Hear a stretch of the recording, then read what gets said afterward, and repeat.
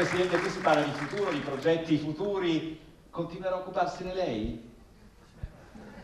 Di cosa? Della regione, della sua economia, anche di questo settore? Mi sfamerò.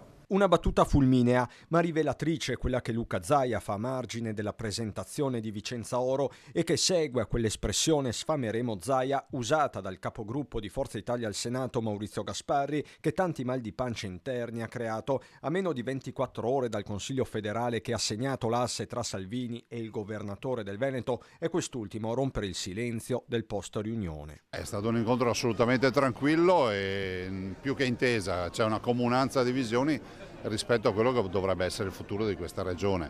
Il segretario, ma unanimemente tutto il Consiglio federale, ha deciso che si vada avanti verso la direzione di discutere all'interno della maggioranza per avere la candidatura in Veneto. Insomma, la linea è tracciata, il doppio nodo su terzo mandato e presidenza alla Lega a questo punto dovrà essere sciolto dai leader. Noi oggi confermiamo che il segretario Salvini parlerà con la Meloni, io non ho altro da aggiungere. Quanto a eventuali ripercussioni di uno strappo in Veneto sull'alleanza di governo, Zaia da Vicenza frena. Ho l'impressione che noi mettiamo sempre troppo il carro davanti ai buoi e disegniamo anche degli scenari che poi magari non sono neanche reali.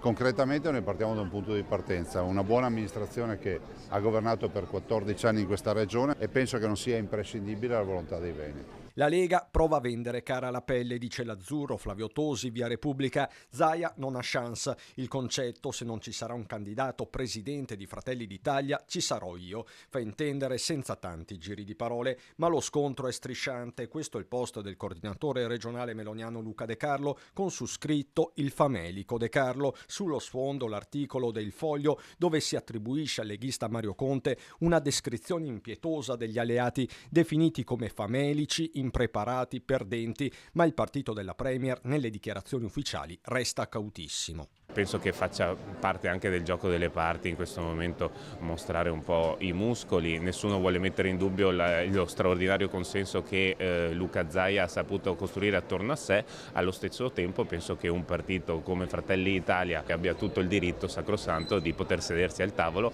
esprimendo una classe dirigente assolutamente all'altezza per raccogliere la sfida del dopo Zaia.